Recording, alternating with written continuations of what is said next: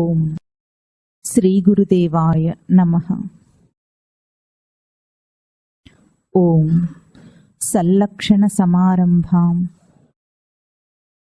చిదానందేతి మధ్యమాం అస్మదాచార్య పర్యంతాం వందే గురు పరంపరాం. ఓం గీతామృత మహోదధయే నమః. ఓం గీతామృత ఆస్వాద ఆనందాయ నమః.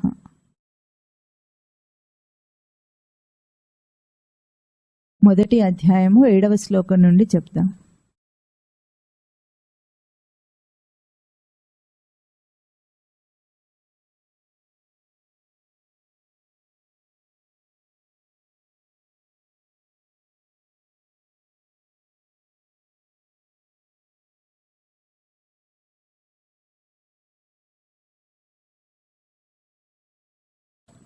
చూస్తున్నారా?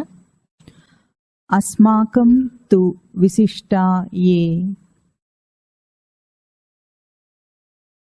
తాన్ నిబోధ ద్విజోత్తమ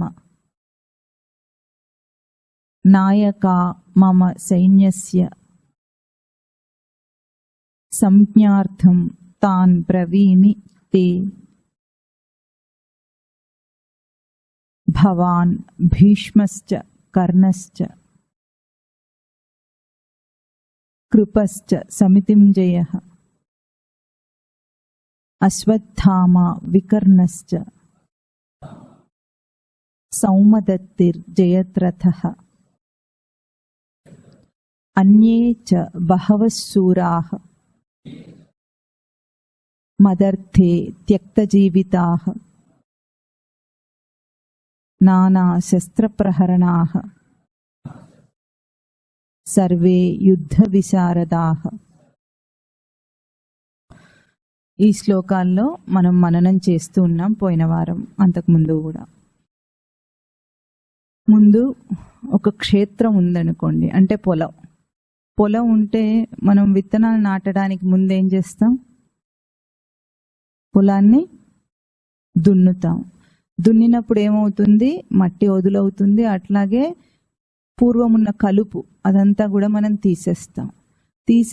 కలుపు తీసేసి దున్ని అప్పుడు మనం విత్తనాలు నాటుతాం. ఎట్లాగో ఇప్పుడు మనం చేస్తున్న విచారణ అంతా కూడా అటువంటిదే. పూర్వం మన బుద్ధిలో నాటుకున్న పూర్వపు భావాలన్నిటినీ కూడా దున్ని కలుపు, ఆ పాత భావాలన్నిటినీ కలుపు తీసేసినట్టు తీసేస్తే అప్పుడు మనం భగవద్గీతను అందులో నాటుకుంటాం. కనుక మనం చేసే విచారణ అంతా కూడా అటువంటిదే. వివరంగా మనము విచారణ చేస్తూ వస్తున్నాం. ఇప్పుడు మనం చేస్తున్నది భగవద్గీత యొక్క నేపథ్యం అంటారు. అంటే ఆ కథా సందర్భాన్ని తత్వపరంగా మననం చేస్తున్నాం. ఎక్కడ మననం చేస్తున్నాం? ఇక్కడ దుర్యోధనుడు ఏమంటున్నాడు? ద్రోణాచార్యుడి దగ్గరకు వెళ్ళి మన సైన్యంలో ఉన్న విశిష్టులు ఎవరో వాళ్ళ గురించి చెప్తాను అంటున్న శ్లోకాలు ఇవి. అస్మాకం తు విశిష్టా యే తాన్ నిబోధ ద్విజోత్తమ అన్నాడు. ముందెవరిని చెప్పాడు? భవాన్ భీష్మశ్చ కర్ణశ్చ. భవాన్ అంటే మీరు, ద్రోణాచార్యుడు, భీష్ముడు, కర్ణుడు. ఆ 3 పాత్రలను కూడా తత్వపరంగా ఎటువంటివో మనం అవి మననం చేస్తున్నాం. ఏమిటా 3 కూడా? మానవునికి ఉన్న తీవ్రమైన కోరికలు అని చెప్పుకున్నాము. ఏమిటవి?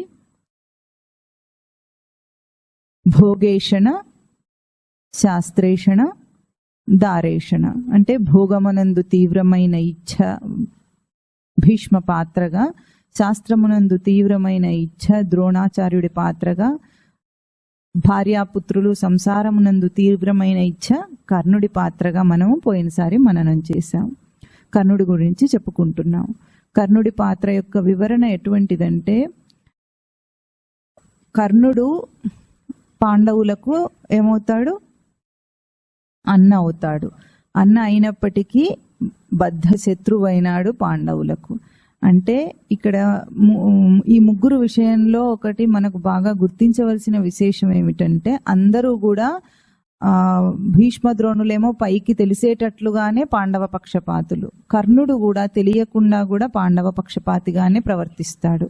వీళ్ళు ముగ్గురు కూడా కృష్ణ పరమాత్మ యందు భక్తి కలిగిన వారే అయ్యుండి కృష్ణ పరమాత్మను ఎదిరించి యుద్ధం చేస్తున్నారు. ఇవి రెండు కూడా చాలా ముఖ్యమైన అంశములు మనం గుర్తించటానికి. మనమందరం కూడా అట్లాగే ఏం చేస్తున్నాము, ఉండటానికైతే సంసారం పక్షం ఉన్నాం కానీ లోపల మనందరం కూడా పాండవ పక్షపాతులమే. అంటే మానవ జన్మ వివేక పక్షమే ఉంటుంది కానీ ఎప్పుడు కామాదుల పక్షం ఉండదు అని ఇక్కడ మనకు కథలో తెలుస్తుంది.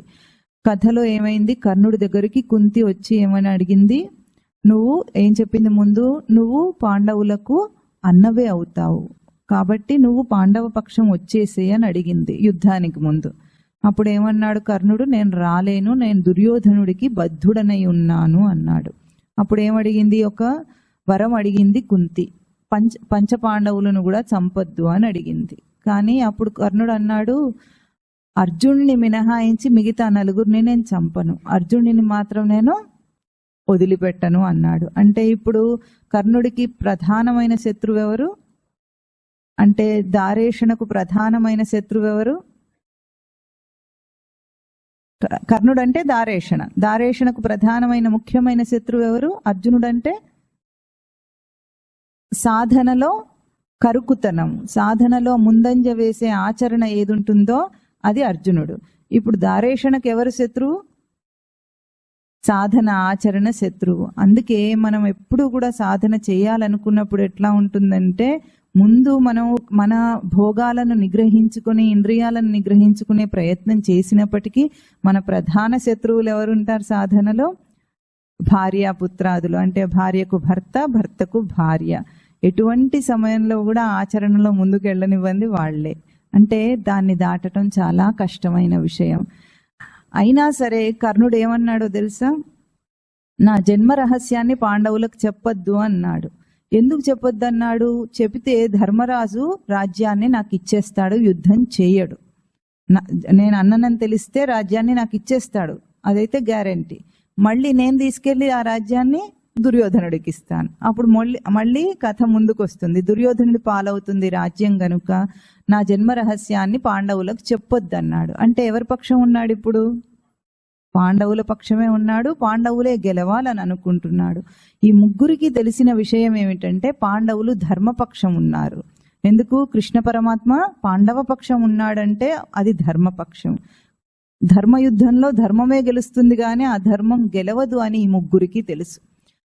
అయినా వీళ్లే ప్రధానమైన బలము కామాదుల రాజుకి. అంటే ఎంత విచిత్రంగా ఉందా సంఘటన. అట్లాగే మన జీవితంలో కూడా భోగేషణ కానీ, శాస్త్రేషణ కానీ, దారేషణ కానీ ఎప్పుడు మానవుని పతనాన్ని కోరుకోదు, మానవుణ్ణి మోక్ష సాధనలో మానవుడు విజయం సాధించాలనే కోరుకుంటుంది. అయినా అది కౌరవ పక్షమే ఉన్నట్లుగా మనం కామాల పక్షమే ఉంటాం, కోరికల పక్షమే ఉంటాం. ఈ విచిత్ర సంఘటనను మన జీవితంలో మనం అర్థం చేసుకొని దాటాలి. ఎట్లా దాటాలో మనము ఈ ముగ్గురి వధ వచ్చినప్పుడు మనం బాగా చెప్పుకుందాము. ఇక్కడ మనం ఈ ప్రధాన శత్రువుల్లో అయితే ఇంకా ఎవరున్నారు కౌరవ పక్షం, మనం ఈరోజు విచారణ చేద్దాం. ఈ మూడు ఈషణత్రయాలను మనం దాటలేకపోవటానికి ఎంత చెప్పినా, ఎంత విన్నా, ఎంత సాధన అంటే శ్రవణం చేస్తున్నా కూడా సంసార పక్షమే మనిషి ఒగ్గటానికి మనం చెప్పుకునే ఒక కారణం ఉంటుంది. ఏం కారణం అది?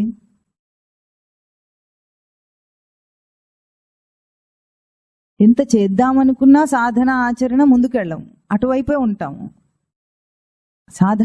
సామాన్య సాధకులు అందరూ అట్లాగే ఉంటారు. ఎందుకు? మనం ఒక కారణం చెప్పుకుంటాం దానికి.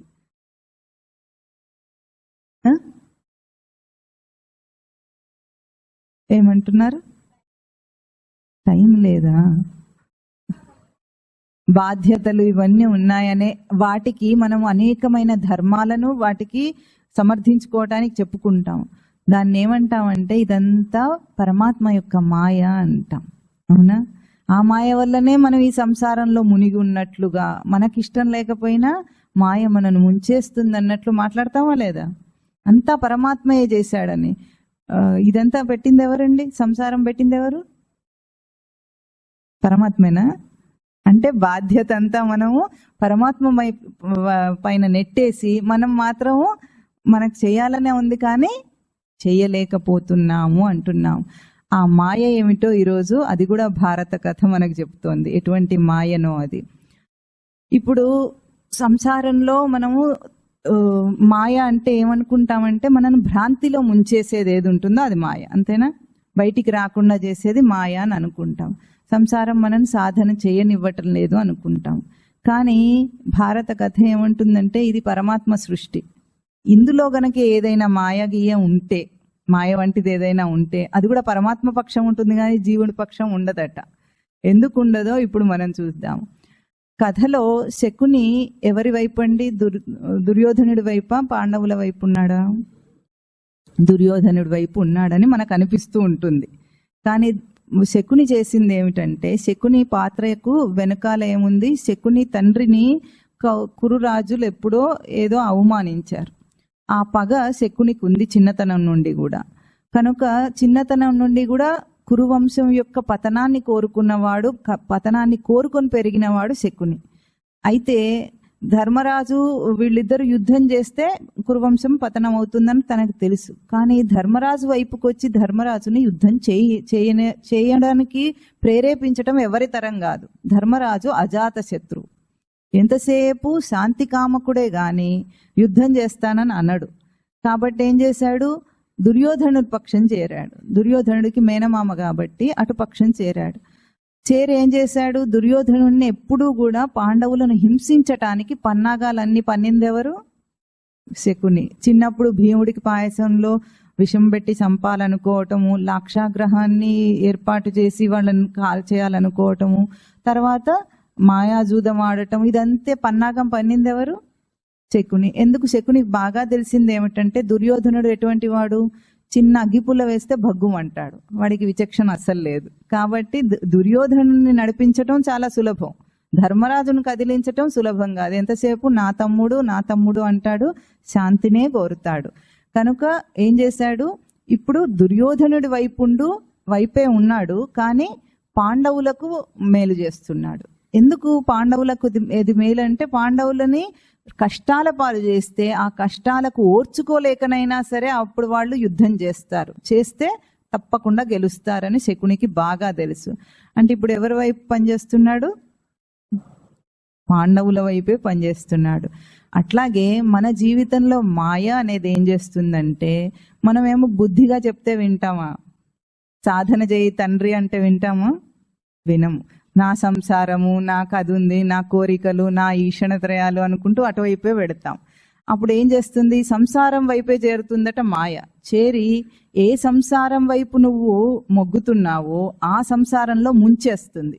ముంచేసినప్పుడు ఆ సంసార బాధలు కష్టాలు పడలేక అప్పుడైనా జీవుడేమంటాడు? ఛీ, ఈ జీవితం ఏమిటిది అంటాడు, అని బయటపడాలనుకుంటాడు. ఈరోజు మీరందరు ఇక్కడ కూర్చున్నారంటే ఎందుకు?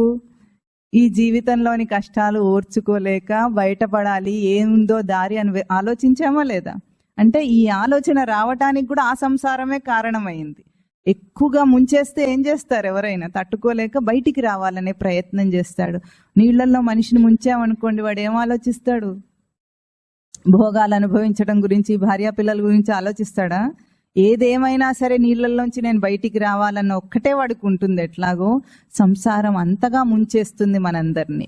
ముంచేసి ఆ మాయా అని మనం అన్నాం కదా, సంసారాన్ని ముంచేసి ఏం చేస్తుంది? ఇది కాదు జీవితము, సత్యం ఇంకొకటి ఉంది అని ఆలోచించేటట్లుగా చేస్తుంది. లేకపోతే ఇంతమంది లోకంలో కష్టాలను అనుభవిస్తారు కానీ ఇంకొక విధంగా ఆలోచించాలన్న ఆ ఆలోచన వాళ్ళకి రాదు. అవకాశమే లేనట్టు ప్రవర్తిస్తుంటారు. బయటపడాలి అనుకోరు వాళ్ళు. కానీ ఎవరికైతే నిండా మునిగిపోయాడో వాడు దాని నుంచి బయటికి వచ్చేస్తాడు. అంటే మాయ కూడా పరమాత్మ పక్షంలోనే ఉంది. మాయ ఎట్లా పుట్టింది? కృష్ణావతారంలో యోగమాయ ఎట్లా జన్మించింది? కృష్ణుడితో పాటుగా జన్మించింది. ఇక్కడ దేవకికి కృష్ణ పరమాత్మ జన్మిస్తే అక్కడ యశోదకు యోగమాయ జన్మించింది. అంటే యోగమాయ కృష్ణావతార పర్యంతం కూడా స్వామికి సహకరిస్తూనే ఉంది. అట్లాగే సృష్టి జరిగింది అంటే ఉనికి, అంటే సచ్చిదానంద పరబ్రహ్మకు సహకారంగానే మాయా అని మనం అనేది ఉంటుంది. మాయ లాంటిది అసలు ఏది లేదు.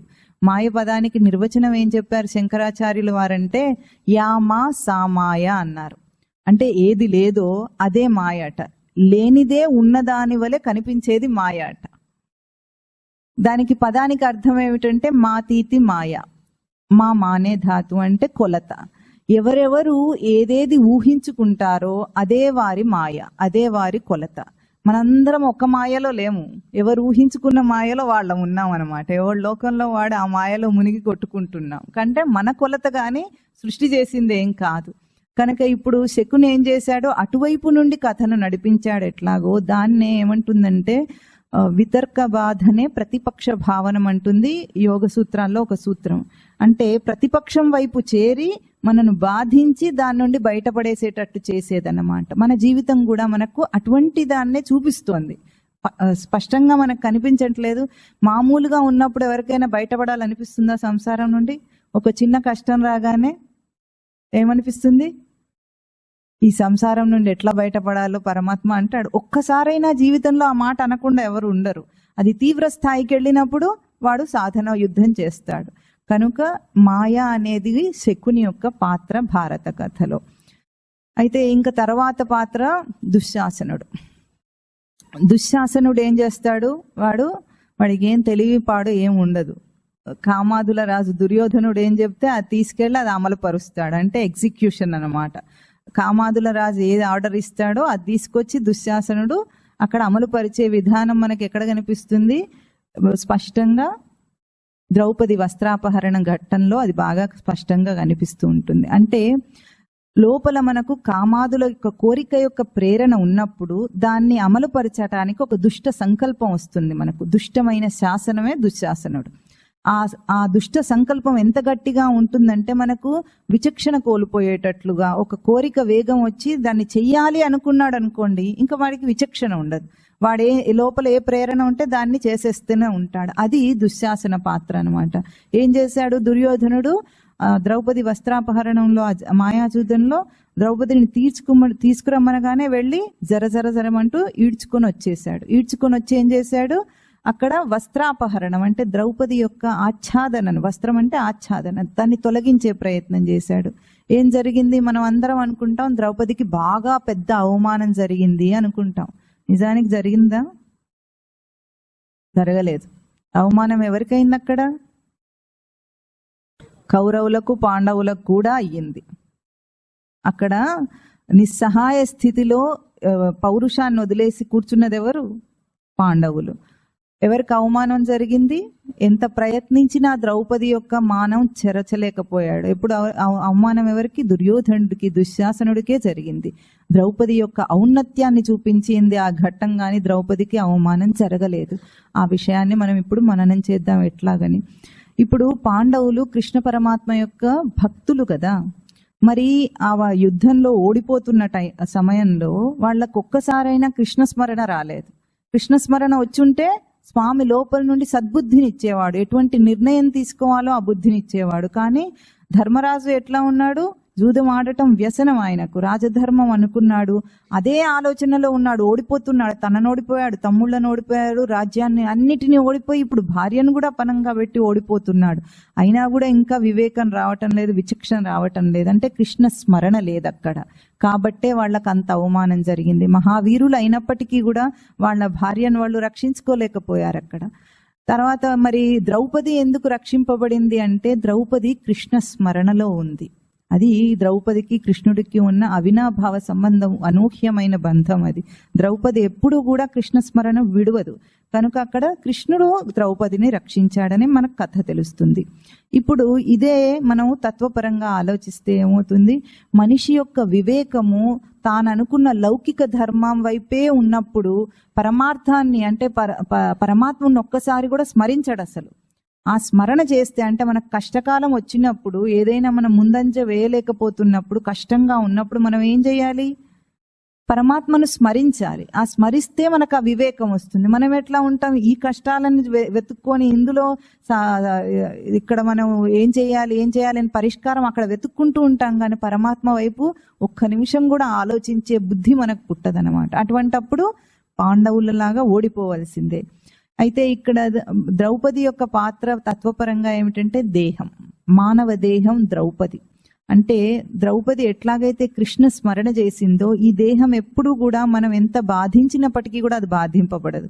మనం ఏం చేస్తాం, టార్చర్ చేసే ప్రయత్నం చేస్తాం దాన్ని. మన భోగాల కోసము దేహాన్ని ఎంత క్షీణింపజేస్తున్నామో అర్థమవుతుందా మనకు అసలు? ఇప్పుడు ఈరోజు అందరూ నైట్ షిఫ్ట్లో పనిచేస్తారు కదా. నైట్ షిఫ్ట్లో పనిచేయటం అంటే దేహానికి ఎంత విరుద్ధమైన ప్రక్రియ చెప్పండి. అంటే ఒక బయలాజికల్ సైకిల్ ఉంది మనకు. ఎప్పుడు నిద్రపోవాలో సూర్యాస్తమయానికి నిద్రపోవాలి, మన జఠరాగ్ని మందగిస్తుంది, ఇటు తిండి తినేమో ఆపేయాలి తిండి తినటం. అక్కడ మనం ఏం చేస్తున్నాము, నేను రాత్రైనా మేల్కోగలను. మనం ఏమైనా రాత్రిపూట మేల్కొనే పశువులమా చెప్పండి? నాక్టర్నల్ బీయింగ్స్ మనము కాదు. అయినా నేను చెయ్యగలనా అది అని డబ్బు సంపాదన కోసం ఏం చేస్తున్నాడు, కాలచక్రానికి విపరీతంగా ప్రవర్తిస్తున్నాడు. ఇంత టార్చర్ చేస్తే దేహం ఏం చేస్తుందండి? డబ్బు సంపాదనే నీ లక్ష్యం అయితే దేహం ఏం చేస్తుంది? ఆరోగ్యం చెడిపోతుంది. నేనైతే నీ కొంగిరాను అంటుంది. నీ ఇష్టం వచ్చినట్టు నువ్వు విచ్చలవిడిగా ప్రవర్తన చేస్తే నేను ఊరుకోను. అప్పుడు ఆరోగ్యం చెడిపోతే వీడు ఏం చేస్తాడు? ముడుచుకొని ఇంకా జాలని వదిలేస్తాడు. అందుకే మనిషి ఎంత తన భోగాల కోసం, కోరికల కోసం దేహాన్ని క్షీణింపజేస్తున్నాడో అది దాన్ని వ్యతిరేకిస్తుంది, అపోజ్ చేస్తుంది. చేసి ఏం చేస్తుంది? రోగాల రూపంలో బయటికి ఇచ్చి చూపిస్తుంది. ఇప్పుడు ఎవడు కష్టపడాలి? దేహానికి ఏం సెన్స్ లేదు, అది హాయిగానే ఉంటుంది. ఎందుకంటే దేహము అపరాప్రకృతి. అపరాప్రకృతి ఎప్పుడు కూడా పరమాత్మ రచనను అనుసరించి స్పష్టంగా ప్రవర్తిస్తుంది. మధ్యలో ఉన్న ఈ జీవుడు ఉన్నాడే, ఈ దేహాన్ని వాడుకునే వాడికే కోరికలన్నీ. ఆ కోరికల కోసం దేహాన్ని టార్చర్ పెడతాడు. అట్లా చేసినా కూడా ఎప్పుడు కూడా అపరాప్రకృతి ఎప్పుడు సృష్టిని అనుసరిస్తుందంటే పరమాత్మను అనుసరిస్తుంది. ద్రౌపది ఎప్పుడు కూడా కృష్ణ స్మరణలో ఉన్నట్టుగా. కనుక ఎప్పుడు ద్రౌపదికి మానభంగం జరగదు, దేహానికి ఏం నష్టం జరగదు. దేహం వల్ల జీవుడికే బాధ గాని దేహానికి ఏం లేదు. అదేం చేస్తుంది? నువ్వు చేసేది తప్పు అని ఎత్తి చూపిస్తుంది. తినకూడని వేళ తింటే ఏమవుతుంది? అరగదు. చేయకూడని పని చేస్తే ఏమవుతుంది? దేహానికి రోగం వస్తుంది. అందుకే భోగే రోగ భయం. ఎప్పుడైనా సరే భోగం వల్ల రోగాలే వస్తాయి కానీ వాడికి సుఖం సంతోషం రాదు. ఇది అక్కడ జరిగింది. అయితే దుశ్శాసనుడు ఏం ప్రయత్నం చేశాడు? ఆచ్ఛాదనను తొలగించే ప్రయత్నం చేశాడు. ఎంత తొలగించినా మీటర్ల చీరలు వచ్చినాయి కానీ అక్కడ ద్రౌపది ఒంటి మీద నుండి వస్త్రం తొలగలేదు, ఆచ్ఛాదన తొలగలేదు. అట్లాగే దుష్టమైన శాసనం, మనం శాసిస్తాం దుష్టంగా దీన్ని. ఏదైనా చేసి నిన్ను ఉంచుకొస్తానంటే ఇది ఊరుకోదు. దాని ఆచ్ఛాదన ఎప్పుడు కూడా సృష్టి రక్షిస్తూ ఉంటుందన్నమాట. దేహ రచన ఎప్పుడు భంగం కాదు. ఇది మనకు అక్కడ బాగా స్పష్టంగా కనిపిస్తుంది. మనం చేస్తున్న తప్పును మనము చూడాలంటే ప్రకృతి ఎట్లాగైతే పరమాత్మను అనుసరిస్తుందో మన చుట్టూ ఉన్న ప్రకృతి, ఇప్పుడు ఒక మొక్క చూసారా ఎప్పుడైనా ఎట్లా సృష్టి రచనను అనుసరించి పెరుగుతుంది. అది ఆ రచనకు విరుద్ధంగా చేయదు. ఏ పశుపక్షాదులు కూడా రచనకు విరుద్ధంగా చేయవు. ఒక్క మనిషి మాత్రమే అట్లాంటి చేష్టలు చేస్తాడు. తినకూడని అంటే ఇప్పుడు అమెరికా లాంటి ప్రదేశం ఉందనుకోండి, అది మనిషి బతకడానికి అసలు యోగ్యమైన ప్రదేశమా? అంత చలిలో మంచుగడ్డ కట్టే అంత చలిలో మనిషి బ్రతకగలడా? కాదు. వీడు మాత్రం వెళ్ళి అక్కడ నగరాలను నిర్మించేసుకొని నేను బ్రతికేస్తానంటాడు. ఎట్లా బ్రతుకుతాడు? కృత్రిమంగా. హీటర్లు అంటే కృత్రిమం కాదా? వాతావరణానికి విరుద్ధంగా నేను ఒక ప్రతి వాతావరణాన్ని ఏర్పాటు చేసుకొని నేను బ్రతకగలను అంటున్నాడు. రకరకాల రోగాలు, విటమిన్ డి డెఫిషియన్సీ వస్తుంది, సూర్యరశ్మియే పడదు. అంటే సృష్టిని అనుసరించకుండా చేస్తే ఎట్లా మనిషి పతనం అవుతాడో ఆ ద్రౌపది వస్త్రాపహరణ ఘట్టం మనకు చూపిస్తుంది. ఎంత ఒక్కొక్కరిని అడిగింది న్యాయం ద్రౌపది, అయినా ఎవ్వరూ నోరెత్తలేదు. మహామహులందరూ, భీష్మ ద్రోణ కర్ణులు అందరూ అక్కడ నిలబడి ఏం చేస్తున్నారు? తల వంచుకొని కూర్చున్నారు. లేచి వెళ్ళిపోవచ్చు కదా, చేశారు ఎవరన్నా? చేయరు. ఇంకా అక్కడే కూర్చొని, అంటే మనము ఆ దాంట్లో మనం పాలు పంచుకుంటున్నాం అన్నమాట. అందుకే ఎప్పుడైనా ఏదైనా తప్పు జరుగుతుంటే కర్త, కారయిత, ప్రేరకశ్చ, అనుమోదిక, వీళ్ళు నలుగురు కూడా, కర్త చేసేవాడు, కారకుడు దానికి కారణమైన వాడు, ప్రేరేపణ చేసేవాడు, దాన్ని ఆమోదించేవాడు, ఈ నలుగురు కూడా ఆ దాంట్లో సమభాగం కలిగిన వాళ్ళు. ఏ పాపకర్మ జరుగుతున్నా పుణ్యకర్మ జరుగుతున్నా ఈ నలుగురికి సమభాగం ఉంటుంది. అందుకే పాపం చేస్తూ ఉంటే, తప్పు జరుగుతూ ఉంటే అక్కడ మనం ఉండకూడదు. ఉంటే ఏమర్థం? ఆమోదించినట్టు అర్థం, అంతే కదా. ఇప్పుడు భీష్ముడు అక్కడ కూర్చున్నాడు, ఆమోదించినట్లే కదా. వస్త్రాపహరణం జరుగుతుంటే కృష్ణుడు ఆదుకున్నాడు కాబట్టి సరిపోయింది, లేకపోతే గతి ఎట్లా ఉంటుంది? అట్లాగే మనం కూడా ఏదైనా తప్పు జరుగుతుంటే అందులో పాలు పంచుకోకూడదు, ఎందుకంటే సమాన పాత్రధారి మనం అవుతాం కాబట్టి. ఈ నలుగురు కూడా కర్త చేసేవాడు ఎంత తప్పు చేస్తాడో ఆమోదించేవాడు కూడా అంతే తప్పు చేసినట్లు, ప్రేరేపణ చేసిన వాడు కూడా అంతే తప్పు చేసినట్టు. కనుక ఎప్పుడు అటువంటిది మనం దాన్ని వారించలేమనుకోండి, అక్కడ నుండి వెళ్ళిపోవాలి. జరుగుతూ ఉంటే చూస్తూ బొమ్మలాగా నిలబడకూడదు. దాన్ని మనం ఆపలేకపోతే వెళ్ళిపోవాలి, ఆపగలిగితే అడ్డుకోవాలి. అడ్డుకోలేని పరిస్థితులు ఉన్నప్పుడు వెళ్ళిపోవాలి. ఇది ఒక ధర్మ సూక్ష్మం మనకు భారత కథ చూపిస్తుంది. కనుక ఇక్కడ శకుని పాత్ర, ద్రౌపది పాత్ర, దుశ్శాసనుడి పాత్ర మనకు తెలుస్తాయి. ఇంకా ముందుకు ఇంకొక ఇక్కడ ఈ శ్లోకంలో చెప్పిన వాడెవరు, జయద్రథుడు అని ఒక పదాన్ని చెప్పారు. జయద్రథుడు అంటే సైంధవుడు. సైంధవుడు అంటే మీకు అందరికీ తెలిసే ఎవరు కథలో సైంధవుడు ఎవరు తెలియదా? సైంధవుడు అంటే దుర్యోధనుడి చెల్లెలి భర్త. దుశ్చల అనే ఒక అమ్మాయి ఉంది, వాళ్ళకు 100 మందికి ఒక చెల్లెలు ఉంది కదా, ఆ చెల్లెలు భర్త సైంధవుడు. మీకు ఆ కథ తెలియదా? సరే, ఈ సైంధవుడు కూడా ఈ కౌరవుల వైపు ఉన్న ఒక ప్రధాన వీరుడు, మనకు ప్రధాన శత్రువు అన్నమాట. అంటే పాండవులకు ప్రధాన శత్రువులలో ఒకడు. ఈ కథ కూడా కొంచెం ఆసక్తికరంగా ఉంటుంది, తత్వపరంగా కూడా. సైంధవుడు పుట్టినప్పుడు వృద్ధక్షత్రుడు అనే ఒక వ్యక్తికి సైంధవుడు పుట్టాడు. వృద్ధక్షత్రుడు కొడుకు సైంధవుడు అయితే, సైంధవుడు పుట్టగానే ఆకాశవాణి చెప్పిందట వృద్ధక్షత్రుడికి. ఏమని? నీ కొడుకు మహావీరుడు అవుతాడు, కానీ ఇంకొక మహావీరుడి చేతిలో నీ కొడుకు తల తెగి కింద పడుతుంది అని చెప్పిందట. అప్పట్లో ఆకాశవాణి మాటికి మాట్లాడుతూ ఉండేది. ఇప్పుడంటే మనకు ఆల్ ఇండియా రేడియో మాట్లాడుతుంది, కానీ వాళ్లకు నేరుగా ఆకాశమే మాట్లాడేది. అప్పుడు సైంధవుడు తండ్రి, అప్పుడు అందరూ తపస్సులు చేస్తారు, వాళ్ళందరికీ శక్తులు ఉంటాయి, శాపాలు పెట్టేసుకుంటూ ఉంటారు. వృద్ధక్షత్రుడు ఒక శాపం పెట్టాడట, ఎవరి చేతి నుండి నా కొడుకు తల కింద పడుతుందో వాడి తల కూడా 1000 వక్కలవుతుంది అన్నాడట. వీడు కూడా ఒక శాపం పెట్టాడు, అంటే ఎవరు సైంధవుడిని చంపుతారో వాడి తల కూడా 1000 వక్కలు అవుతుంది.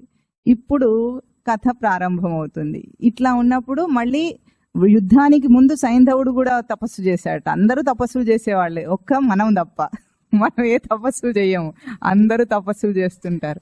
యుద్ధానికి ముందు సైంధవుడు కూడా తపస్సు చేశాడు. ఎందుకు? అందరూ కూడా అస్త్రశస్త్రాలను సంపాదించుకోవటం కోసం చేశారు. అట్లా శివుడి కోసం తపస్సు చేసి శివుడిని ప్రసన్నుణ్ణి చేసుకున్నారట. శివుడు ప్రత్యక్షమైతే ఏమడిగాడు? పంచపాండవులని యుద్ధంలో నేను ఎదిరించి జయించాలి అని అడిగాడట. అప్పుడు శివుడు ఈ వరం ఇవ్వటం నా వల్ల కాదన్నాడట. పాపం శివుడు ఎప్పుడు అట్లా అనడు కదా, ఏదో అడిగితే అది ఇచ్చేస్తాడు భోలాశంకరుడు. కానీ ఈ సన్నివేశంలో మాత్రము నేను ఆ వరం నీకు ఇవ్వలేను అన్నాడట. అంటే ఆ మాట మనకందరికీ వరం.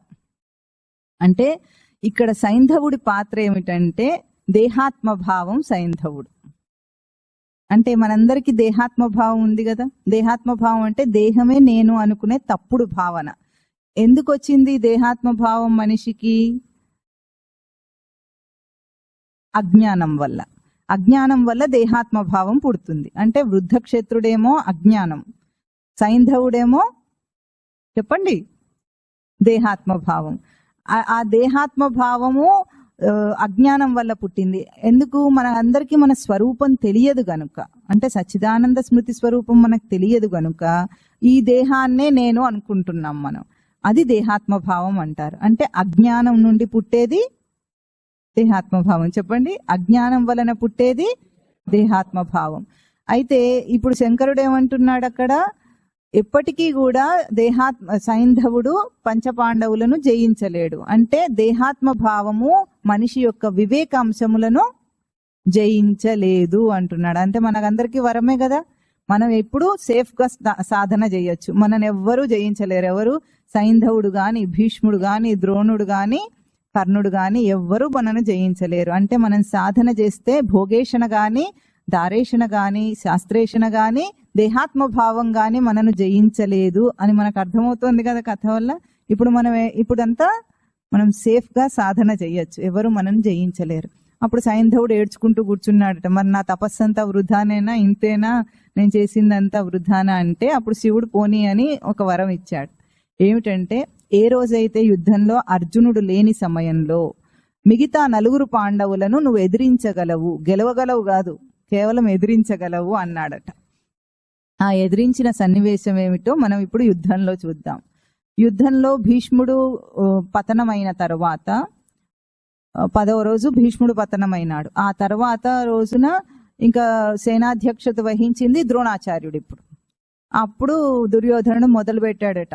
ద్రోణాచార్యుడి దగ్గరకు వెళ్ళి, మీరందరూ పాండవ పక్షమే ఉన్నారు, అందుకే టికిమని యుద్ధం చేస్తున్నారు, ఎవరు చావటం లేదు, ఎవరు గెలవటం లేదు, ఇక్కడ డిఫెన్స్ గేమ్ ఆడుతున్నారు, మీరందరూ పాండవ పక్షమే యుద్ధం చేస్తున్నారు అని అంటున్నాడట. అందుకే సాగటం లేదు యుద్ధం అని. అప్పుడు ద్రోణాచార్యుడికి కొంచెం రోషం వచ్చింది. రోషం వచ్చి ఏం చేశాడు, ఈ రోజు యుద్ధంలో నీకు ఒక మహారథుణ్ణి చంపుతాను, పట్టుకుంటాను అని చెప్పాడట. అంటే ఒక రోజు యుద్ధంలో ఒక మహారథుణ్ణి గనుక ఆ రోజు చంపితే అది గొప్ప భీకరమైన యుద్ధం జరిగినట్టు అర్థం. ఆ రోజు ఏం చేశాడంటే 2 వైపుల నుండి పన్నాగం పన్నాడు ద్రోణాచార్యుడు. ఏమిటి, ఒకవైపు ఏమో సంక్షప్తకులని ఉంటారు, వాళ్లను ప్రేరేపణ చేశాడు. ఇంకొక వైపేమో పద్మవ్యూహాన్ని పన్నాడు. అయితే రెండింటికి కూడా సమర్థుడు అర్జునుడు ఒక్కడే. సంక్షప్తకులను గాని ఎదుర్కోగలిగింది అర్జునుడు ఒక్కడే. పద్మవ్యూహాన్ని ఛేదించడం తెలిసిన వాడు కూడా అర్జునుడు ఒక్కడే. అర్జునుడు సంక్షప్తకులని ఎదుర్కోవటానికి ఒకవైపు వెళ్ళిపోయాడు. వెళ్ళిపోయిన తర్వాత ఇటువైపు పద్మవ్యూహం పన్నేటప్పటికీ ఇప్పుడు వాళ్ళందరూ, ధర్మరాజు వాళ్ళందరూ ఆలోచిస్తున్నారు ఎట్లా ఇప్పుడు అని. పద్మవ్యూహాన్ని లోపలికి వెళ్ళటము బయటికి రావటం వీళ్ళకి ఎవరికి తెలియదు. అప్పుడు ముందుకు వచ్చాడు ఎవరు, అభిమన్యుడు వచ్చి, పెదనాన్న నాకు తెలుసు, నేను మా అమ్మ కడుపులో ఉన్నప్పుడే వినేశాను పద్మవ్యూహంలోకి ఎట్లా వెళ్ళాలో అన్నట్ట. వినేశావు కానీ నీకు ఇంకా మీసాలు కూడా సరిగ్గా రాలేదు కదరా, నువ్వెట్లా ఎదుర్కొంటావు దాన్ని అన్నాడట. అయితే అభిమన్యుడు ఏమన్నాడు, నేను ముందు వెళుతూ ఉంటాను, నా వెంటనే మీరు రండి, అప్పుడు నేను లోపలికి వెళ్ళిపోతాను, మీరు కూడా నాతో పాటు లోపలికి వచ్చేస్తారు, యుద్ధం చెయ్యొచ్చు అని అన్నాడట. సరే అన్నాడు ధర్మరాజు. సరే అని లోపలికి వెళ్ళిపోతున్నాడు. ఏమైంది, అభిమన్యుడు పద్మవ్యూహంలోకి వెళుతూ ఉంటే వీళ్ళు 4 కూడా, మిగతా పాండవులందరూ కూడా లోపలికి వెళుతూ ఉన్నారు. అంతలోనే అభిమన్యుడు ముందుకు వెళ్ళిపోయాడు, సైంధవుడు అడ్డం వచ్చాడు. సైంధవుడు అడ్డం వచ్చి వీళ్ళని ఆపేశాడు. అభిమన్యుడు ఒంటరిగా లోపలికి వెళ్ళిపోవాల్సి వచ్చింది. మహావీరుల చేతుల్లో ఘోరంగా హింసాత్మకంగా మరణాన్ని అనుభవించాడు అభిమన్యుడు. ఇక్కడ మనం కథాపరంగా ఇదైతే తత్వపరంగా ఏమిటో ఆలోచిస్తాం. అభిమన్యుడి యొక్క పాత్ర ఏమిటి ఇక్కడ? ఇప్పుడు ఎప్పుడైతే భోగేషణ పతనమైందో అప్పుడు ఏమవుతుందంటే ఈ కామాదుల రాజు వెళ్ళి శాస్త్రేషణను రెచ్చగొడతాడనమాట. నీకేం చేత కాదు, జీవితంలో భోగించడం చేత కాదు, నీ శాస్త్రేషణ ఎందుకు, ఇంకా నీ చదువులు ఎందుకు, మనకు డబ్బు సంపాదించకపోతే ఇంత చదువు ఎందుకు అనుకుంటావా లేదా? మన కోరికలు తీరకపోతే ఏమంటారు? సంపాదన లేని భర్తను భార్య ఏమని తిడుతుందండి, నీ డిగ్రీలు ఎందుకు, ఇవన్నీ నాకెందుకు, నువ్వు వెళ్ళి డబ్బు సంపాదించుకురా అంటుందా? రెచ్చగొడుతుందన్నమాట. రెచ్చగొడితే రెచ్చిపోయి ఏదో ఒకటి వెళ్ళి చేద్దాం అనుకుంటాడు, మోసమో గిసమో చేసైనా సరే డబ్బు సంపాదించాలనుకుంటాడు ఎట్లాగో. అట్లాగే ఇప్పుడు దుర్యోధనుడు రెచ్చగొట్టగానే శాస్త్రేషణ ఏం చేసింది, ఒక వల పన్నింది, వివేకాన్ని బంధించడానికి ఒక పన్నాగం పన్నిందనమాట. అది పద్మవ్యూహం. ఇప్పుడు ఈ పద్మవ్యూహంలోకి అభిమన్యుడు దూరాడు. అభిమన్యుడి పాత్ర ఏమిటి తత్వపరంగా అంటే, అభిమన్యుడు ఎవరి కొడుకు? అర్జునుడి కొడుకు. అర్జునుడి అంశమే అయినా గాని అది పరిపక్వత లేని అంశం అన్నమాట. అర్జునుడు అంటే సాధనలో ఆచరణ, సాధన కరుకుతనం, అది మంచిదే. కానీ ఎప్పుడైతే పరిపక్వత లేని దశలోనే ముందుకు దూకుతాడు అంటే రజోగుణం ఉందన్నమాట. సాధనలో రజోగుణం వస్తే ఏమవుతుంది, కొంచెం తెలుసుకోగానే నేను ఇచ్చేసేస్తా అని లోపలికి దూరిపోతాడు. కాస్త సంస్కృత భాషా పరిజ్ఞానం వచ్చిందనుకోండి సాధకుడికి, అన్ని అర్థమైపోతున్నాయి, శ్లోకాలన్నీ శాస్త్రాలన్నీ అర్థమైపోతున్నాయి, నేను అందరిని ఉద్ధరించేస్తాను అనుకుంటాడు. ఇంకా తను ఆచరించి తాను స్థిరమయ్యి తాను దాటిన తర్వాత ఎవరినైనా ఉద్ధరించాలి. అట్లా కాకుండా ఏమనుకుంటాడు, నేను అన్ని చేయగలను అనుకొని ముందుకు ప్రగల్భాలు పలకటం అన్నమాట. అది పలికి ముందుకెళ్ళిపోతే ఎట్లా ఉంటుందో అది అభిమన్యుడి పాత్ర. అది రాక్షసాంశతో ఉందట భారత కథ చెప్తోంది. అంటే ఎప్పుడైతే సాధన పరిపక్వత కాని దశలోనే ముందుకు దూకుతాడో అది అప్పుడు కామాదుల చేతిలో ఏమవుతుంది, ఘోరమైన పరాజయం పొంది చచ్చిపోతుంది. అందుకే సాధనలో ఒక స్థిరత్వం రావాలి మనిషికి. ఆ స్థిరత్వం వచ్చినప్పుడే మనిషి సాధనలో స్థిరంగా ముందుకెళ్ళగలుగుతాడు. అది రాకుండానే నేను ఏం చేసేస్తాను అది చేసేస్తాను అని అనకూడదు. కొంచెం సంస్కృత భాష పరిచయం వస్తే ఏం చేస్తాడు, సంస్కృతం ఎటువంటి భాష అంటే కేవలం వ్యాకరణ దృష్టితో దాని జోలికి వెళ్ళామనుకోండి, శబ్దజాలం మహారణ్యం చిత్త భ్రమణ కారణం అత ప్రయత్నాత్ జ్ఞాతవ్యం తత్వజ్ఞాత్ తత్వమాత్మనః అంటారు. అంటే కేవలం వ్యాకరణం కోసం సంస్కృతం నేర్చుకోవడం మొదలు పెడితే ఈ జన్మకంతా రామ రామో రామాహ అందులోనే ఉంటాడు, ఇంకా బయటికి రాడు, ముందుకు వెళ్ళాడు, ఏం చెయ్యడు. అట్లా కాకుండా తత్వ దృష్టితో సంస్కృత భాషను నేర్చుకోవాలి. వ్యాకరణ దృష్టితో నేర్చుకుంటే భాషా పాండిత్యం వస్తుంది చివరికి. కనుక తత్వ దృష్టితోనే నేర్చుకోవాలి. సాధనలో ఏ అడుగు ముందుకేసినా సరే పరిపక్వతతో సమర్థతతో అర్జునుడిలాగా వేయాలి, కానీ అభిమన్యుడిలాగా వేస్తే చిత్తుగా ఓడిపోతాడు. అది చెప్తోంది భారత కథ అక్కడ. అయితే ఇంకా ఆ రోజు సైంధవుడి వల్ల ఇప్పుడు అభిమన్యుడు చనిపోయాడు. సాయంత్రానికి అర్జునుడు తిరిగి వచ్చాడు, సంక్షప్తకుల్ని జయించి తిరిగి వచ్చాడు. తిరిగి వచ్చేటప్పటికి అందరూ ఏడుపు మొహం వేసి కూర్చున్నాడు. కూర్చుంటే ఏమైందని అడిగితే ఏం చెప్పాడు, అభిమన్యుడిని చూపించారు. అభిమన్యుడు చచ్చిపోయాడని చెప్పేటప్పటికి సైంధవుడి వలన చనిపోయాడు కాబట్టి అర్జునుడు ప్రతిజ్ఞ చేశాడు. ఏమని ప్రతిజ్ఞ చేశాడు, రేపు సూర్యాస్తమయం లోపల కనుక నేను సైంధవుణ్ణి చంపకపోతే నేనే ప్రాయోపవేశం చేస్తాను. ప్రాయోపవేశం అంటే ఆత్మాహుతి చేసుకుంటానని అర్థం అని ప్రతిజ్ఞ చేశాడు. అంటే ఇప్పుడు ఏమిటి, సాధన కరుకుతనం ఏమంటోంది, సాధన ఆచరణ సాధన కరుకుతనం ఏమని ప్రతిజ్ఞ చేసింది, దేహాత్మ భావాన్ని రేపు సాయంకాలం అంటే రేపు సూర్యాస్తమయం లోపు దేహాత్మ భావాన్ని చంపేస్తానంటున్నాడు సాధకుడు. అంటే ఇదేమిటంటే ఒక తీవ్రత వస్తుంది సాధన ఆచరణలో. తీవ్ర సంవేగానాం ఆసన్న అంటారు పతంజలి యోగ సూత్రాల్లో. అంటే ఈ సాధన చేస్తూ ఉన్నప్పుడు భోగేషణ పతనమైన తర్వాత ఇంకా ముందుకెళ్ళటానికి ఎట్లా ఉంటుందంటే ముందడుగు వేయలేకపోతున్నాడు, సంసారంలో ఉండలేకపోతున్నాడు సాధకుడు. అటు ముందుకు వెళ్ళలేడు. ఎందుకు, ఇవన్నీ అడ్డం వస్తున్నాయి, దేహాత్మ భావం అడ్డం వస్తుంది కనుక ఇప్పుడు ముందేం చేయాలి, దేహాత్మ భావాన్ని తీసేసుకోవాలి సాధకుడని ఈ సైంధవ వధ ఉదంతం మనకు చెప్తుంది. ఎట్లా తీసేసుకోవాలి దేహాత్మ భావాన్ని అంటే ఇక్కడ అర్జునుడు చేసిన పని చూస్తే మనం ఏం చేయాలో మనకు తెలుస్తూ ఉంటుంది. మర్నాడు ఉదయాన్నే బయలుదేరతాడు. రోజు కూడా అర్జునుడు ఏం చేసేవాడంటే యుద్ధం సమయంలో ధర్మరాజును ఎప్పుడు కూడా రక్షించుకుంటూ ఉండేవాడు. ఎందుకు, ధర్మరాజు అక్కడ రాజు కాబట్టి ధర్మరాజుకి రక్షణ కల్పించాలి. ఎందుకు, ఎవరైనా వచ్చి ధర్మరాజును పట్టుకుంటే యుద్ధం అక్కడతోనే అయిపోతుంది కాబట్టి ఎక్కడ యుద్ధం చేస్తున్నా సరే ధర్మరాజు మీద ఒక కన్ను వేసి ఉంచేవాడు. అంటే సాధన ఆచరణ ఎప్పుడు కూడా సాధనలో ధర్మాధర్మ వివేకం అనే అంశం మీద ఒక దృష్టి ఉంచుతుందన్నమాట. ఎట్లా ధర్మాధర్మ వివేకాన్ని రక్షించుకోవాలి అని. అట్లాగే రోజు ఉండేవాడు. కానీ ఆ రోజు ఏం చెప్పాడంటే అర్జునుడు వచ్చి, అన్నగారు నేను ఇటు సైంధవుడిని చంపటానికి వెళ్తున్నాను, ఈ రోజు మిమ్మల్ని నేను చూసుకోలేను, కాబట్టి మీరు ఆ రోజు ధర్మరాజుకు అండగా సాత్యకిని పెట్టాడనమాట. సాత్యకి పరిధిలోనే మీరు ఉండండి, దాటి వెళ్ళొద్దు, నేను ఎక్కడున్నా సరే నా యోగక్షేమాలన్నీ మీకు తెలియజేస్తానని చెప్పాడు. నేను ఎట్లా ఉన్నా విషయం అంతా మీకు తెలియజేస్తాను, మీరు మాత్రము సాత్యకిని దాటి వెళ్ళకూడదు అని చెప్పాడు. చెప్పి బయలుదేరాడు. ఇంకా ఎట్లా బయలుదేరాడంటే ఆ రోజు అర్జునుడి ప్రతాపాన్ని చాలా గొప్పగా వర్ణిస్తుంది భారత కథ. ఏమంటుంది, ఆ రోజు 4 మహారథులు వెంబడిస్తున్నారట అర్జునుడిని. ఎందుకు, ముందుకు వెళ్ళనీయకుండా ఉండాలని. ఇక్కడ ఆ 4 బాణాలు వేస్తూ ఉంటే వాళ్ళు బాణం వేస్తే ఆ బాణం అర్జునుడి దగ్గరకు వచ్చే లోపల, అర్జునుడిని చేరే లోపల అర్జునుడు 3 కిలోమీటర్ల దూరం వెళ్ళిపోయేవాడట. అంటే అంత వేగంగా వెళ్తున్నాడు సైంధవుణ్ణి చంపటానికి. అట్లా వెళుతూ ఉంటే వాళ్ళని దాటుకొని ఇంకా వెళ్ళిపోతూనే ఉన్నాడు. అప్పుడు దుర్యోధనుడు చూసి టెన్షన్ మొదలైందట దుర్యోధనుడికి.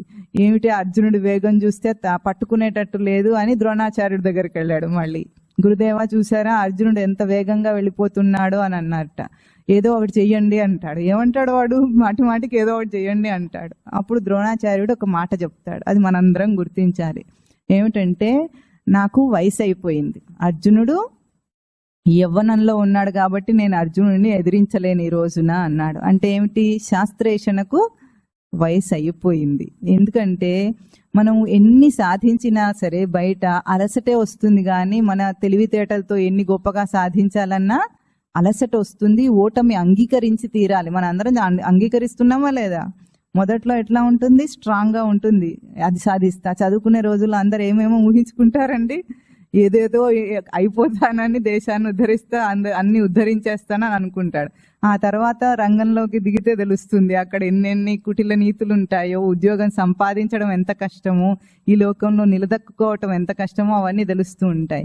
కానీ సాధనలో ముందంజ వేస్తున్నప్పుడు మాత్రం అట్లా ఉండదు. ఎట్లా ఉంటుంది? ఉత్సాహంగా ఉంటాడు సాధకుడు. అంటే ఎప్పుడైతే దృఢమైన వివేకంతో ఉంటాడో వాడిని ఓటమి పాలు చేసేది ఎవ్వరూ ఉండరు. అంటే సాధనలో ముందుకు వెళుతుంటే ఈ క్షణత్రయాలు మనను అడ్డుకోలేవు. ఆ మాట చెప్తున్నాడు ఇక్కడ ద్రోణాచార్యుడు. ఇప్పుడు ఎట్లా అని అడుగుతాడు మళ్ళీ దుర్యోధనుడు. అప్పుడు ఏమంటాడు? అన్ని నీ వల్లనే జరిగినాయి కదా, నువ్వే వెళ్ళి అడ్డుకో అన్నాడట అర్జునుడిని. అయితే వాడికి భారత కథలో ఒకటి ఏమి చెప్తారంటే విశేషము, భారత కథలో కవచం కట్టుకోగలిగిన వీరులు 5 ఉన్నారు. 5 మహావీరులకు మాత్రమే కవచం కట్టుకోవడం వచ్చట, మిగతా వాళ్లకు రాదు. అంటే అర్థం ఏమిటంటే అర్జునుడికి, భీష్ముడికి, ద్రోణాచార్యుడికి, ఇంకో 2 ఎవరో ఉన్నారు, వాళ్ళిద్దరికి కవచం కట్టుకోవడం తెలుసు, దుర్యోధనుడికి తెలియదు. ఇప్పుడు వెళ్ళలేక అక్కడ సనుగుతూ ఉన్నాడు ద్రోణాచార్యుడి దగ్గర. అప్పుడు ఏం చేశాడు ద్రోణుడు? నీ కవచం కట్టి పంపిస్తాను నేను రా అని కవచం కట్టి పంపించాడట. కవచం అంటే ఏమిటంటే యుద్ధ రంగంలో కవచం ఎంత ముఖ్యమో, అంటే కవచం ఏం చేస్తుంది? మనను రక్షిస్తుంది. అట్లాగే సాధనలో నియమాచరణను కవచం అంటారు. నియమాచరణయే మనకు కవచం అన్నమాట. మనం నియమాలను ఆచరించగలిగితే మనని ఏ కోరికలు కూడా మనం లోపరుచుకోలేవు, ఎవరు కూడా మనం ఎదిరించలేరు. అది నియమము, కవచం వంటిది. ఇప్పుడు శాస్త్రేషన్ ఏం చేసింది? కామాదుల రాజుకు కవచం కట్టి పంపిస్తుంది. ఇప్పుడు కవచం కట్టుకున్నాడు కదా, అర్జునుడి దగ్గరికి వెళ్ళాడట. అర్జున ఆగు, అర్జున ఆగు అంటున్నాడట వెనకబడి. అంటే కృష్ణుడు చెప్పాడట, చూసావా అర్జున, ఇన్నాళ్ళు ఎప్పుడు నిన్ను ఎదిరించలేదు, యుద్ధంలో ఈరోజు వస్తున్నాడు, ఏదో ఉంటుంది, మతలబు ఉండే ఉంటుంది అంటే అర్జునుడు పట్టించుకోవట్లేదట. వద్దు మాధవ, ఇప్పుడు ఇది సమయం కాదు దుర్యోధనుడిని ఎదుర్కోవటానికి, ఇప్పుడు నాకు కావాల్సింది సైంధవుడు మాత్రమే.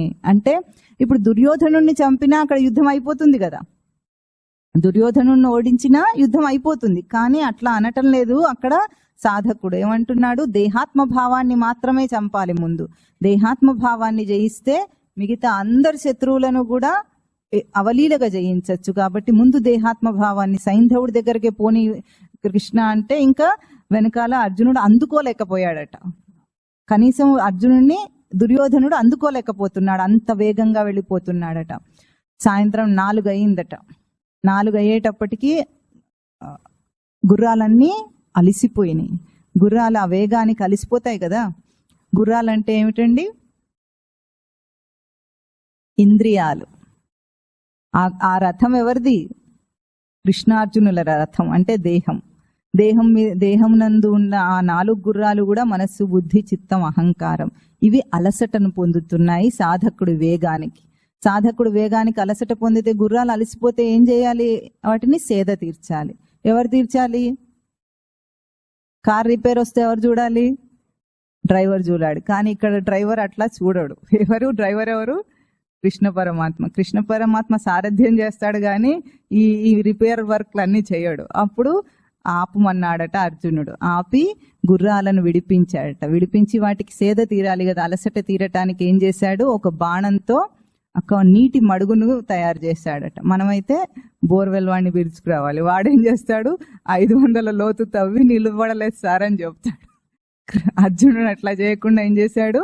ఒకే బాణంతో కొట్టి నీళ్లు బయటికి తెప్పించి ఒక మడుగుని తయారు చేశాడట. మడుగు తయారు చేసి మళ్ళీ రూఫ్ వేసాడట. ఒకటి బాణాలతోనే ఒక రూఫ్ వేసేసాడట చల్లగా ఉండటానికి. గుర్రాలను విడిపించి వాటి నీళ్లు దాగించి సేద తీరుస్తున్నాడు. అప్పటికి వెనక 4 మహారథులు వెంబడిస్తూనే ఉన్నాడు. వాళ్ళని ఆ గుర్రాలకు సేద తీర్చుకుంటూ వాటితో పోరాడుతున్నాడట. అర్జునుడి వేగం చూసారు, అర్జునుడి సామర్థ్యం ఎటువంటిదో కనిపిస్తుంది ఇక్కడ. అంటే మనం సాధన చేస్తున్నప్పుడు దేహేంద్రియాదులు అలిసిపోతాయి, గ్యారంటీ అది మాత్రం.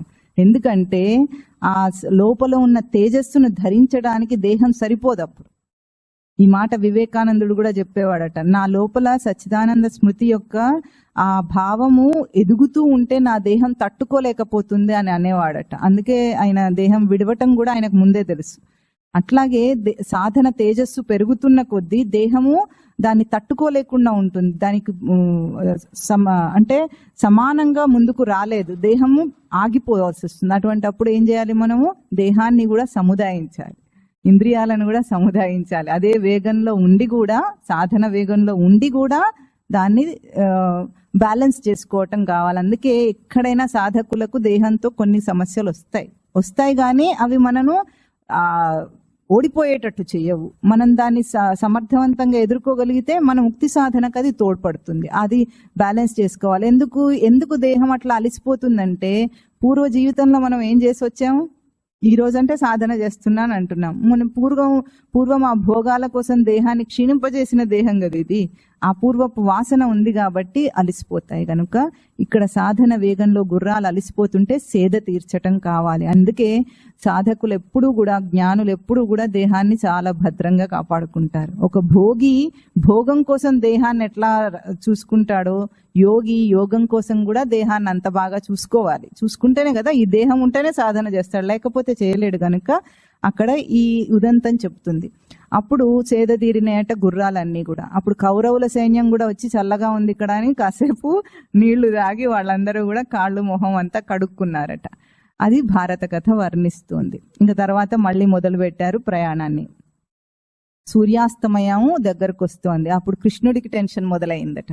ఎందుకు, సూర్యాస్తమయం అయిపోయి సైంధవుడు చనిపోకపోతే అర్జునుడు ప్రాయోపవేశం చేస్తాడు, అర్జునుడు లేకపోతే నేను ఉండలేను. ఎందుకు, దొరికిందే ఒక్కగానొక్క శిష్యుడు. ఇంత భగవద్గీత విన్నది ఎవరండి, ఒక్కగానొక్క అర్జునుడు. వీడు కూడా చచ్చిపోతే ఎట్లా, అందుకని అర్జునుడు రక్షింపబడాలి ఇప్పుడు అని. ఇప్పుడు ఏం చేశాడంటే, ఇప్పుడు ఒక కథ చెప్తూ వచ్చాడట అర్జునుడికి కృష్ణుడు. ఏది, వృద్ధక్షత్రుడి కథ.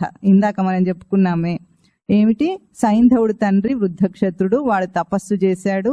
ఎవరైతే సైంధవుడు తల తెగ నరుకుతాడో ఆ తల కనుక భూమి మీద పడితే వాడి చేతిలో చంపిన వాడి తల కూడా 1000 వక్కలవుతుంది.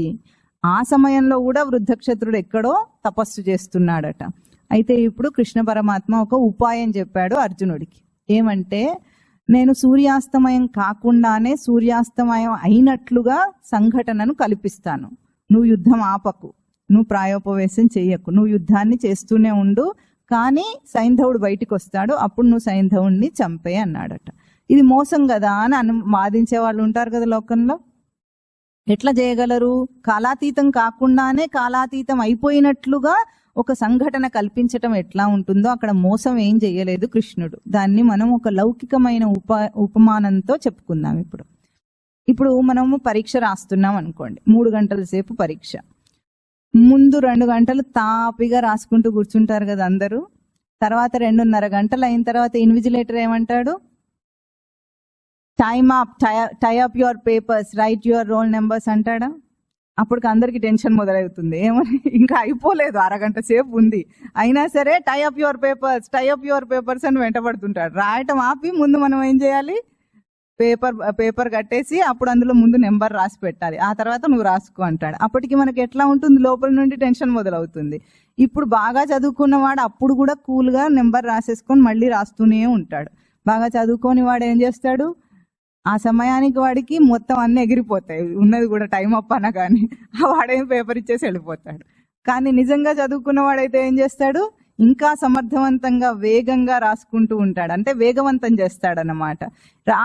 చివరికి 5 నిమిషాలు ఉండగా ఏమంటాడు, టైం అప్ అంటాడు.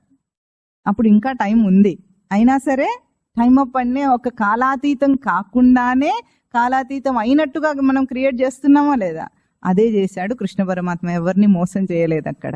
అట్లా చేసేటప్పటికి ఏముంది, ఈ కౌరవులందరూ సంతోషించడం మొదలు పెట్టారట. ఇంకా అయిపోయింది, అర్జునుడు చచ్చిపోతాడు, ప్రాయోపవేశం చేస్తాడు, అయిపోయింది, మనం గెలిచామని అనుకుంటున్నారు వాళ్ళు. అప్పుడు సైంధవుడు కూడా బయటకు వచ్చేసాడట. అప్పటిదాకా కొండల పక్కన ఎక్కడో దాక్కొని ఉన్నాడు వాడు. ఇప్పుడు బయటకు వచ్చాడు. బయటికి రాగానే ఇప్పుడు ఏం చేశాడు కృష్ణ పరమాత్మ, అదిగో అర్జున, సైంధవుడు కొట్టు అన్నాడట. కొట్టు అనేటప్పటికి కొట్టడం ఎట్లా కొట్టాలి, ఇప్పుడు ఈ సైంధవుడి తల తెగితే అది వెళ్ళి ఎక్కడో తపస్సు చేస్తున్న యుద్ధక్షత్రుని ఒళ్ళో పడాలి అని చెప్పాడట. అంటే అట్లెట్లా ఉంటుందండి, ఎక్కడో ఉన్నవాడు ఒళ్ళో ఎట్లా పడుతుందంటే, ఈ రోజు మనము గైడెడ్ మిసైల్స్ వేస్తున్నాం, మీకు అందరికీ తెలుసా. లాటిట్యూడ్స్ లాంగిట్యూడ్స్ అనే నిర్దేశాలు దానికి ఇస్తే గైడెడ్ మిసైల్ ఏం చేస్తుంది, ఎక్కడో దాని టార్గెట్ ఉంటుంది, అక్కడికి వెళ్తుందా లేదా? అది అర్జునుడు ఎప్పుడో చేసేసాడు, ఇప్పుడు కాదు, అవసరం లేదు.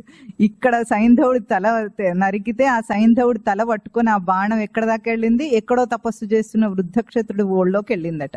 అట్లా వెళ్ళాలంటే ఏం చేయాలి, కొంత దూరం బాణం వెళ్ళిన తర్వాత ఇంకో బాణం వేయాలి దాన్ని వెంబడించుకుంటూ.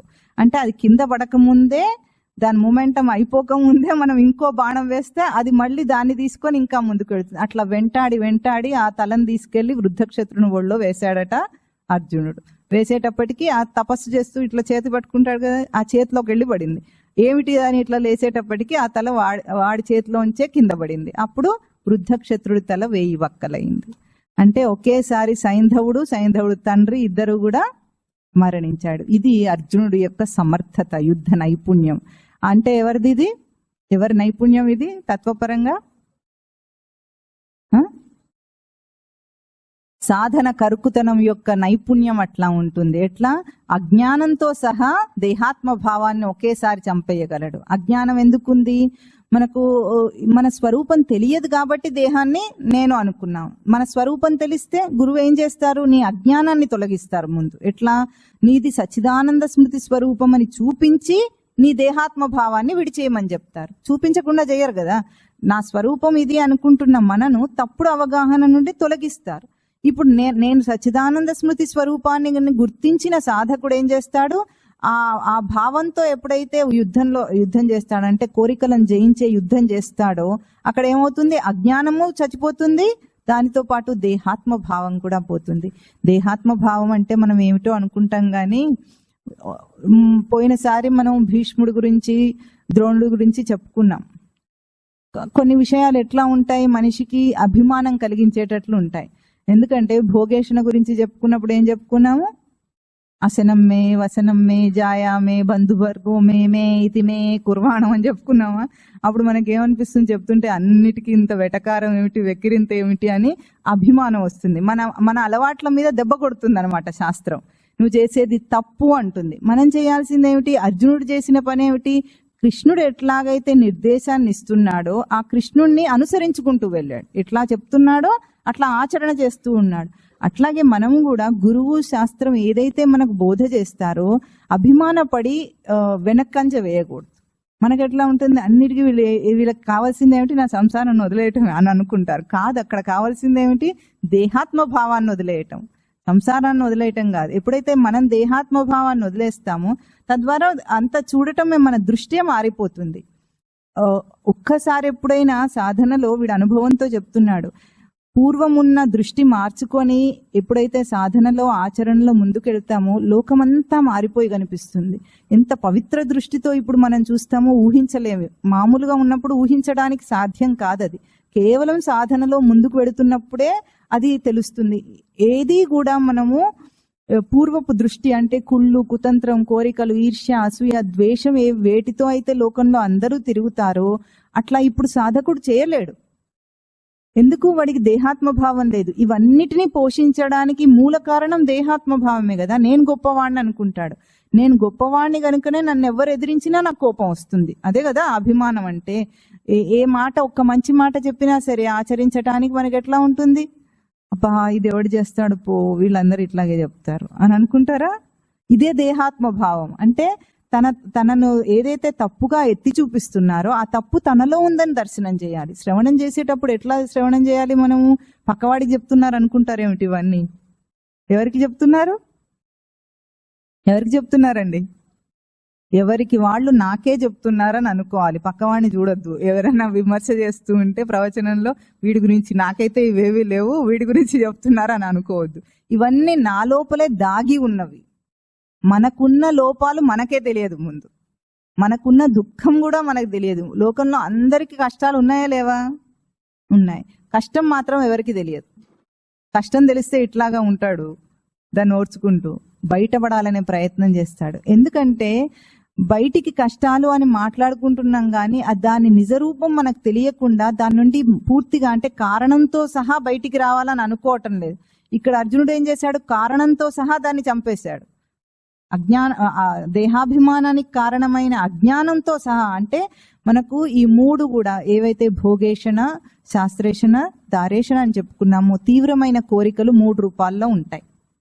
ఒకటేమో విషయము, రెండోది విషయ వాసన, ఇంకొకటి కారణ రూపం ప్రవృత్తి. అంటే విషయమేమో మనకు బయట కనిపిస్తుంది. లోకంలో ఏదైనా కష్టం వచ్చినా సుఖం వచ్చినా అది విషయ రూపంగా మనకు కనిపిస్తుంది. మనం ఏమనుకుంటాం, విషయాన్ని సర్దుబాటు చేసేద్దాం అక్కడికక్కడ అనుకుంటాం.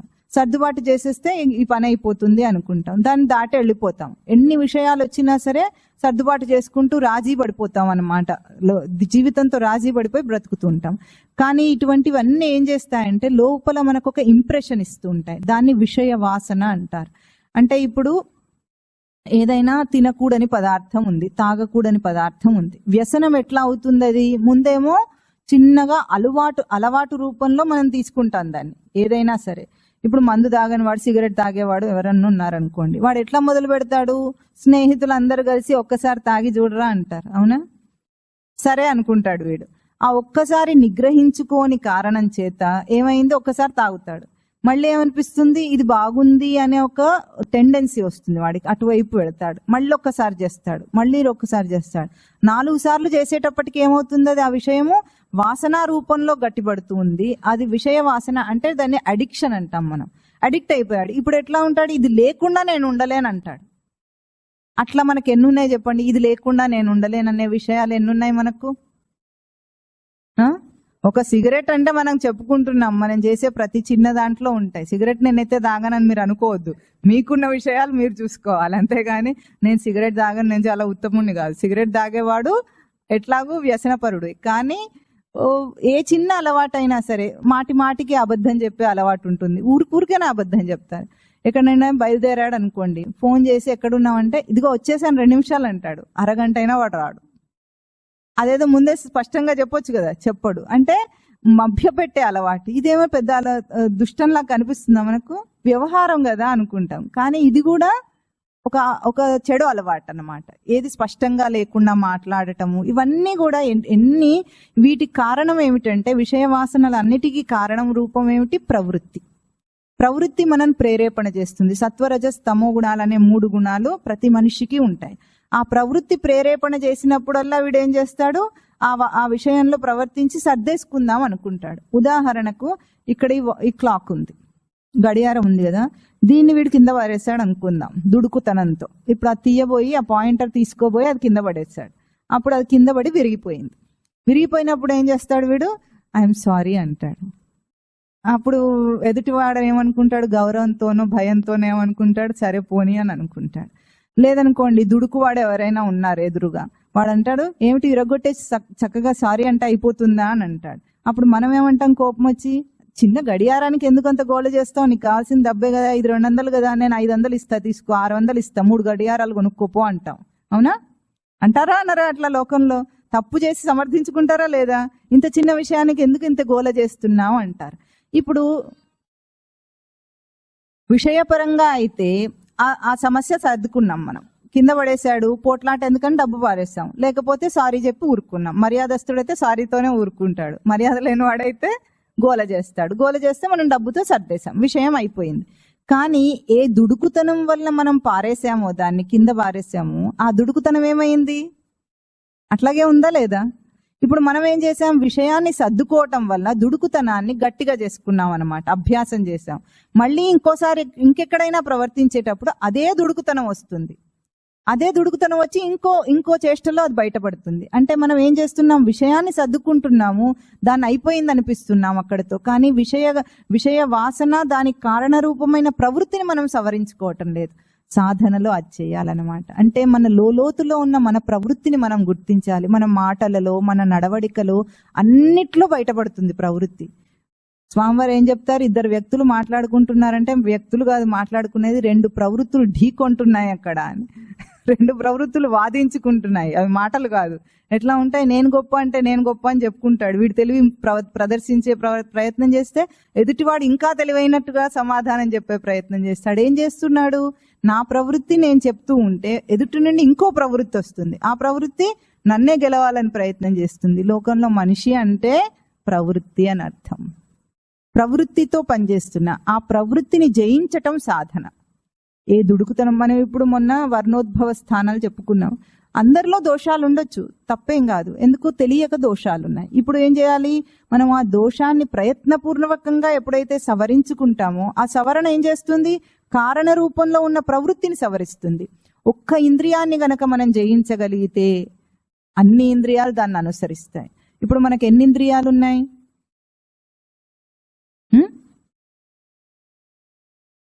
ఇన్నిసార్లు విన్నారు, ఎన్ని ఇంద్రియాలు ఉన్నాయి?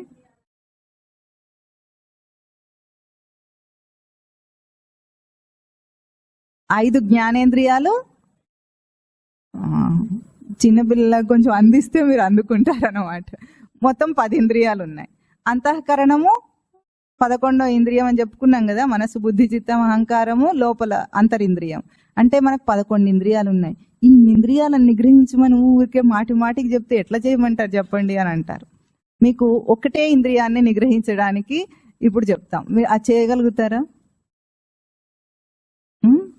నోరు. నోటికి 2 ఉన్నాయి. ఏమిటి పనులు? మాట్లాడటము, తినటం, 2 పనులు. ఒకటేమో జ్ఞానేంద్రియము, తిండి, రుచిని కంట్రోల్ చేసుకోవటం. వాగేంద్రియం ఏమిటి? వాక్కు, కర్మేంద్రియం. అంటే ఒక కర్మేంద్రియము ఒక జ్ఞానేంద్రియము నోటి అందే ఉన్నాయి కాబట్టి దీన్ని ఒక్కదాన్ని నిగ్రహించే ప్రయత్నం చేసి చూడండి. అనవసరం వాగుడు వాగకూడదు, ఎవరిని పరుషంగా మాట్లాడకూడదు. ఎందుకు పరుషంగా మాట్లాడమంటే కోపంగా మాట్లాడటం, విసుక్కుని మాట్లాడటం. అది చేసినప్పుడు ఏం చేస్తామంటే వాడి మీద విసుక్కునే ముందు మనం విసుకుని పోషించాలన్నమాట. మనం ఓర్చుకోవాలి విసుకుని. ఎవరికి కోపం వచ్చినప్పుడు ఎవరికి కష్టంగా ఉంటుందండి? ఎదుటివాడిక మనక? కోపం ఎవరు ఓర్చుకోవాలి? ఎవరికి బీపీ వస్తుంది? మనకే వస్తుంది. అంటే నష్టం మనక వాడిక? వాడు దానివల్ల దాన్ని తీసుకొని బాధపడితే వాడికి కూడా వస్తుంది, తీసుకోకపోతే మిగిలేదంతా మనకే. బాగా తిట్టారనుకోండి పిల్లల్ని, వాడు పట్టించుకోకుండా వెళ్ళిపోతే ఇప్పుడు అంత కష్టం ఎవరికి వచ్చింది? మనకే. పిల్లల్ని అంటే దండించవచ్చు వాళ్ళని బాగు చేయడానికి, కానీ అనవసరంగా పోట్లాట పెట్టుకోవటము, అనవసర విషయాలు చెప్పుకోవటము, చాడీలు చెప్పుకోవటము, వాళ్ళ మీద వీళ్ళ మీద చెప్పుకోవటం, ఇది వాగేంద్రియానికి నిగ్రహించాలి. అనవసర విషయాలు మాట్లాడినప్పుడు ఏమవుతుందంటే చిత్తం అంతా కూడా ఆ విషయం యొక్క ధ్యాసలో తిరుగుతుంది. మనమేమంటాం, ఒక మాట అనేసాము అయిపోయింది అనుకుంటాం, అది అయిపోదు. కారణ రూపంలో మనకు అది ఘనీభవిస్తుంది, అంటే గట్టిపడుతూ వస్తుంది. ఎటువంటి విషయాలను మనం వింటుంటామో, ఎటువంటి మాటలు మాట్లాడుతూ ఉంటామో వాటితోనే మన ప్రవృత్తి, మన క్యారెక్టర్ బిల్డప్ అవుతూ ఉంటుంది. దాన్ని శుద్ధి చేయాలంటే ఏం చేయాలి? అనవసర విషయం మాట్లాడద్దు, చెడు విషయం మాట్లాడద్దు. ఇప్పుడు చెడు ఎవరి గురించో మనం చెడు చెప్పుకుంటున్నాం అనుకోండి, ఎక్కడో ఉన్నవాడి గురించి ఇద్దరు మాట్లాడుకుంటున్నారు, వాడికి ఏమైనా నష్టం ఉందా? ఏమీ లేదు. కానీ చెడిపోయేది ఎవరు? సమయం చెడిపోయేది ఎవరికి? మనకు. మన బుద్ధి చెడిపోయేది ఎవరికి? మనకి. కనుక ఎవరో గురించి మనం చెప్పుకునే అవసరం లేదు. అది వాగేంద్రియాన్ని నిగ్రహించటం. ఇంకొకటి రసనేంద్రియం. నోటిని ఒక్కదాన్ని నిగ్రహిద్దాం అనుకున్నామా? చేస్తారా ఏమిటి? వీడు చేయాలా? నోటిని నిగ్రహించాలంటే ఏం చేయాలి? తినకూడని పదార్థం తినకూడదు. తినకూడదంటే ఏది? మనకు దేహమే చెప్తుంది. దేహాన్ని సెన్స్ చేయగలిగితే, అంటే దేహం ఇచ్చే సిగ్నల్ని చూడగలిగితే, మనం చూడము, అది కూడా మనకు ఓపిక ఉండదు, తీరిక ఉండదు. అది ఎప్పుడు ఏం చెప్తుంది? అరగలేదు, గ్యాస్ వచ్చిందంటే అర్థం ఏమిటండి? నువ్వు తిన్నది నాకు అరిగించటం చేత కాలేదు అని అది చెప్తుంది. మనం ఏమనుకుంటాము, జెలుసిల్ తాగేస్తే పని అయిపోతుంది, కాస్త జెలుసిల్ తాగి తినాల్సిందే, అవసరం ఉన్నా సరే లేకపోయినా సరే. నాలుగు ఏది కోరిందో, వెనక నుండి కామాదుల ప్రేరేపణ ఏది ఉందో ఆ ప్రేరేపణ బుద్ధి పుడితే అర్ధరాత్రి అయినా సరే ఐస్ క్రీమ్ తినటానికి వెళ్ళాల్సిందే. చేస్తున్నారా లేదా అందరూ?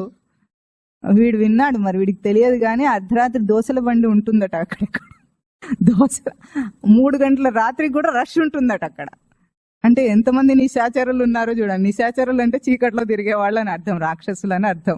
ఆ రాక్షసులు ఎంతమంది తయారయ్యారంటే అర్ధరాత్రి కూడా తిండి తినే హోటళ్ళన్నీ కూడా క్యూ కట్టి ఉంటున్నాయంటే మనిషి ఎట్లా ఉన్నాడు? దేహాన్ని అస్సలు పట్టించుకోకుండా దాన్ని టార్చర్ పెట్టడానికే కూర్చున్నాడు అనమాట వీడు. అట్లాంటివి చేయకుండా ఏ ఆహారం తింటే సాత్విక ఆహారం అంటాం. సాత్విక ఆహారం అంటే ఏమిటి అంటే సత్వగుణ వృద్ధి చేసేది. అంటే మన బుద్ధిని ఎటువంటి ఆలోచనలు వస్తే మనము పవిత్రంగా బ్రతకగలుగుతామో, మన ఆచరణ పవిత్రమవుతుందో అటువంటి బుద్ధి ప్రేరేపణ కలిగించే ఆహారాన్ని సాత్విక ఆహారం అంటారు. సాధకుడు ఎప్పుడైనా సరే సాత్విక ఆహారం తినాలి. ఎందుకు? మనం బ్రహ్మ విద్యను అభ్యాసం చేస్తున్నాం, మనం ఎదగటం కోసం అభ్యాసం చేస్తున్నాం. మన ఆచరణలో మనం ఎదగాలి. ముందు మనకు సహకరించాల్సింది దేహేంద్రియాలు. దాన్ని సహకరించాలంటే మనం ఏ ఆహారం పెడుతున్నామో, ఆహారం అంటే ఆ స్మృతో హరతి, స్మరణ దాకా మనకు వెళుతుంది. అది ఎటువంటి ఆహారాన్ని మనం తిండిని తింటున్నామో అది మన స్మరణ దాకా వెళుతుంది. కనుక దాన్ని శుద్ధమైన ఆహారము, సాత్వికమైన ఆహారమే తింటే సాధకుడు ఏదైతే శ్రవణం చేస్తున్నాడో, తెలుసుకుంటున్నాడో జ్ఞానాన్ని, అదంతా కూడా తనకు అక్కరకు వస్తుంది. లేకపోతే ఏముంటుంది? మురికి గిన్నెలో ఏదైతే పాయసం పోసామనుకోండి, ఏమవుతుంది? అది పాయసమా మురికి గిన్నె? అప్పుడు ఆ పాయసం తినటానికి యోగ్యంగా ఉంటుందా? ఉండదు. అంటే పాత్రత కావాలన్నమాట. ఏ పాత్రలో తీసుకుంటే జ్ఞానం మనకు ఉపయోగకరంగా ఉంటుందో ఆ జ్ఞానాన్ని తీసుకునే పాత్ర బుద్ధి, దేహం రెండూ కూడా శుద్ధి అవ్వాలంటే ఏం చేయాలి? సాత్వికమైన ఆహారం తినాలి. సాధకుడైన వాడు తప్పకుండా చేయాల్సిన పని. మనిషి అంటేనే అట్లా బ్రతకాలి నిజానికి, ఏ మనిషి అయినా సరే. కానీ మనుషులందరికీ మనం చెప్పలేము. కనీసం సాధకులైనా ఒకే ఇంద్రియాన్ని నిగ్రహించాలి. ఇప్పుడు ఏమిటది? నోరు. నోట్లో రెండు ఉన్నాయి కాబట్టి, రెండు ఇచ్చారు కదా మనకు శక్తులు, ఆ రెండింటిని నిగ్రహించే ప్రయత్నం చేయండి. దేహమంతా అనుసరిస్తుంది. మీకే అర్థమవుతుంది ఎంత పవిత్రత వచ్చిందో నా లోపల. ఇదివరకున్న నేను, ఇప్పుడున్న నేను ఒకటి కాదు. ఆ నేను పోయింది, ఆ జన్మ అయిపోయింది. ఇప్పుడు మన జీవిత కాలము ఒక 80 సంవత్సరాలు అనుకుందాం మన ఆయుష్కాలం. అంతకాలంలో మనం అంత జీవితాన్ని లెక్కించి చూసుకోలేం. కనుక స్వామివారు ఏం చెప్తారంటే, మంచి సూచన, ఒక సంఘటన ఒక జీవితం. ఆ సంఘటనలో నువ్వు వివేకం చేసుకో. ఆ సంఘటనలో నీ వివేకం ఎట్లా పనిచేస్తుంది, నువ్వు విన్న జ్ఞానం అంతా నీకు ఉపయోగానికి రావాలంటే, మనం స్పాంటినిటీ అంటాం కదా. ఎప్పుడైతే పరీక్ష అయిపోయే సమయంలో ఎట్లాగైతే మనకు స్పాంటేనియస్ గా సమయస్ఫూర్తితో మనం ప్రవర్తిస్తామో, ఒక కష్టం వచ్చినప్పుడు కానీ, ఒక సుఖం వచ్చినప్పుడు కానీ, సుఖం రాగానే పొంగిపోకూడదు, దుఃఖం రాగానే కృంగిపోకూడదు. రెండు సమానమనే భగవద్గీత చెప్తుంది. ఎందుకు సమానం అవి? రెండు కూడా తాత్కాలికం కాబట్టి. రెండు నిలిచేవేం కాదు, మనమే వదిలేస్తాం దాన్ని. ఇంతవరకు గుర్తుంచుకోండి, ఎన్ని విషయాలు కావాలన్నారు, అన్ని ఉన్నాయా? ఇప్పుడు ఏమైనాయి? వదిలేశారా? వదిలిపోయినాయా? మనమే వదిలేసాం. కావాలన్నది మనమే, వదిలేసింది కూడా మనమే. ఏదేది లేకపోతే నేను బ్రతకలేనన్నావు, అవన్నీ పోతాయి, మనం ఉంటాం. తల్లిదండ్రులు లేకపోతే చిన్నప్పుడు ఏమనుకుంటాడు? ఉండలేనంటాడు. పెద్ద అయితే వీడే వదిలేసి వెళ్ళిపోతాడు. అవునా కాదే చెప్పండి? అమ్మ నువ్వు లేకపోతే నేను లేనన్నవాడు పెద్ద అయిన తర్వాత అమ్మ లేదు, ఏం లేదు, వెళ్ళిపోయాడు. తర్వాత భార్యయే సర్వస్వం అనుకున్నవాడు కొన్నాళ్ళకి ఇది ఎప్పుడు విడాకులు ఇవ్వాలా అని చూస్తూ ఉంటాడు. అదేదో సమాజానికి భయపడి ఇవ్వట్లేదు అందరు, కానీ లేకపోతే ఛాన్స్ ఇస్తే అందరు విడాకులు ఇచ్చేస్తారు. ఒకరోజు ఏమన్నాడు? నువ్వే నా ప్రాణం అన్నాడు. అవునా? అంటే ఏ విషయం కావాలని కోరామో అవన్నీ మనమే వద్దంటున్నాం. మనకు అర్థమవుతుంది కదా. మరి అట్లాంటి దాంట్లో భ్రాంతి ఎందుకు? నిగ్రహ శక్తి ఉండాలి. ఒక్కసారి ముందు ప్రారంభంలోనే నిగ్రహించేసుకుంటే తన తేజస్సు పెరుగుతుంది, అంటే నిగ్రహ శక్తి పెరుగుతుంది. పెరిగినప్పుడు మనిషిలో పరివర్తన వస్తుంది. అది దున్నటం. అప్పుడు భగవద్గీత వినాలి మనం. కొంచెమైనా శుద్ధి చేసుకోకుండా విన్నామంటే ఏమవుతుంది? మురికిగా ఉన్న దాంట్లో పాయసం పోసుకున్నట్టు ఉంటుంది. కనుక ఆ దోషం మనం చేయకూడదు. అన్ని ఇంద్రియాలు కూడా మన నిగ్రహం కోసమే, మన దేహము అంత రచన అంతా మన కోసమే ఉంది, కానీ జీవుడి పక్షం, కోరికల పక్షం లేదు. అది బాగా గుర్తించాలి. ఈ కథ సన్నివేశం మనకు అదంతా చెప్తుంది. వచ్చే వారం మనం ముందుకెళ్ళి ఇంకా కూడా ఈ ఈశన త్రయాలను ఎట్లా జయించాలో చూద్దాం. ఓం తత్ సత్.